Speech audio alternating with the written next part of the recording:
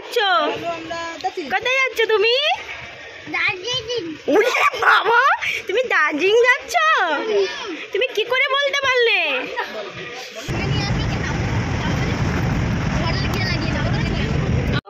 Hello guys, তো আমরা এই 3টের সময় ট্রেন, এখন বেরোবো।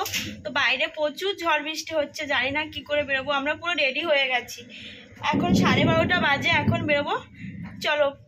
এখানে প্রচুর মেঘ করেছে, বৃষ্টিও ঝিরঝির করে পড়ছে, তার মধ্যে আমাদের বেরোতে হয়েছে কারণ ট্রেনটা লেট হয়ে যাবে। আর এখানে দেখো ঘরে তালা মারছি কারণ বাড়িতে কেউ নেই, আমরা দুজন।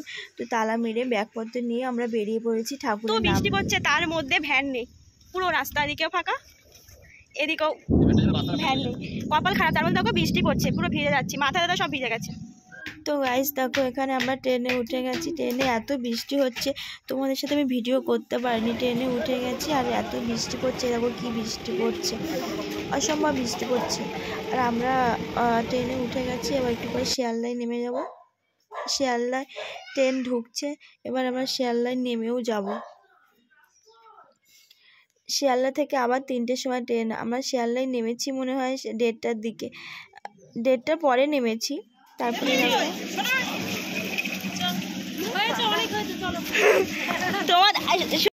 তো গাইস দেখো, এখানে আমার ট্রেন থেকে বর্মশে ব্যাগ নিয়ে নামিয়েছি, আমি নেমেও পড়েছি।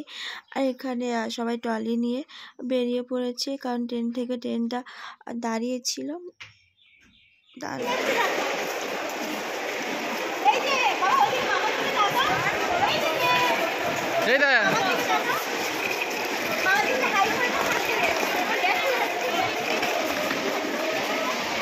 চলো চলো চলো।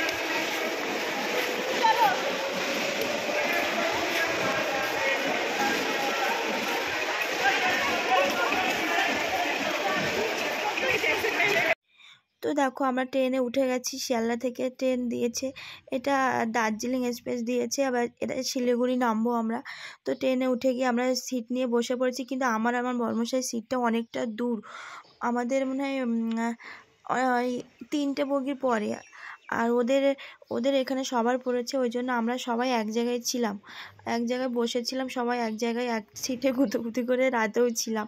শিয়ালদা থেকে ট্রেনটা ছেড়ে দিয়েছে, তারপরে দেখো নৈহাটি চলে এসছে। তুমি কোথায় যাচ্ছ বাবা? কোথায় যাচ্ছ?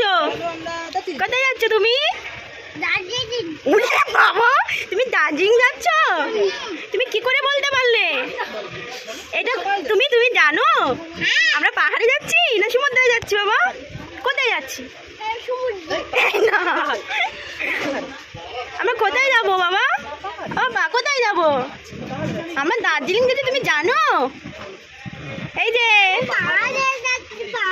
ওরে বাবা, পাহাড়ে পাহাড়ে। এই যে ম্যাডাম, আপনি চিপস খাচ্ছেন? এই যে দুটো ম্যাডাম চিপস খাচ্ছে। আরে ব্যান্ডেলের গঙ্গা নয়, নৈহাটি ব্যান্ডেলের গঙ্গা।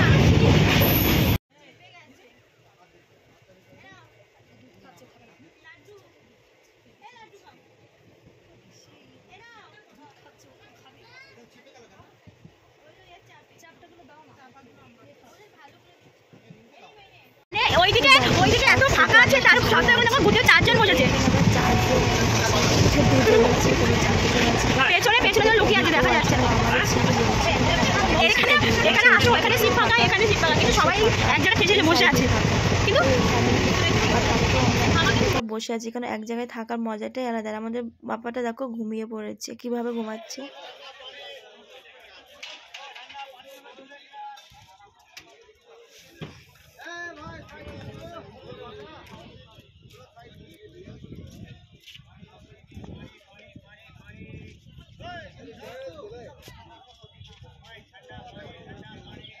তো আমাদের নবদ্বীপে এক আত্মীয় আছে, তো জামাইবাবু আর জামাইবাবু মেয়ে এসছে, তো ওদের সঙ্গে নবদ্বীপেই বাড়ি ওদের, তো ওদের সঙ্গে গল্প করছিলাম। তো নবদ্বীপ থেকে ট্রেনটা ছেড়ে দিয়েছে, আমি ওকে বলছি এখান থেকে মন্দির দেখা যায়, কারণ আমি নবদ্বীপে কোনোদিন আসিনি, মায়াপুর নবদ্বীপ মন্দিরও দেখতে আসিনি, অনেকবার ওরা বলেছে, তাও আমাদের আসা হয়নি। তো এখানে দেখো ট্রেন ছেড়ে দিয়েছে, আমাকে একটু ভিডিও করে দিচ্ছে। তারপরে ট্রেনের মধ্যে চা খেলাম, তো চাটা একদম বাজে ভালো না। আর আমরা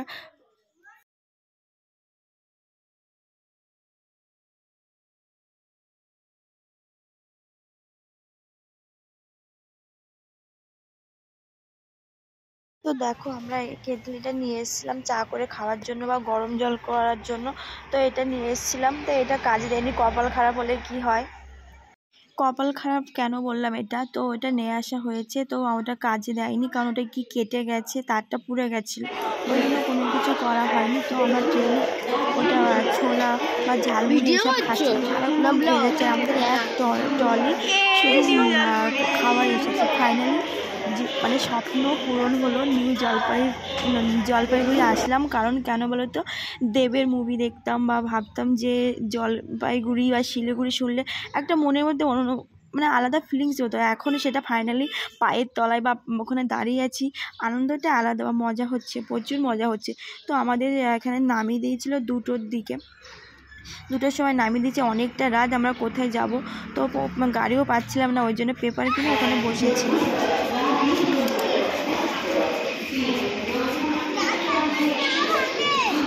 কোথায় যাচ্ছ তুমি? ও বাবা, তুমি কোথায় যাচ্ছ? তুমি কোথায় যাচ্ছ? দাঁড়াও, অত আসতে। দেখো আমরা এই পেপার কিনে বসে আছি, তো কী করবো, মশাও খাচ্ছে, ঠান্ডাও লাগছে, অনেক ঠান্ডা আছে, এদিকে ফ্যানও চলছে, হালকা ঠান্ডা আছে। তো অনেকক্ষণ বসে আছি। আমরা এখান থেকে বেরিয়েছিলাম 5টার দিকে। তো দেখো এখানে এসেছি, এসে গাড়ি খুঁজছে সবাই, আমরা গাড়িতে করে যাব, এই জন্য আমরা প্রাইভেট নিয়েছিলাম। এখানে অনেকটা ভাড়া বেশি বলছিল, ওই জন্য আমরা এখানে খুঁজে 250 না 200 টাকা করে পার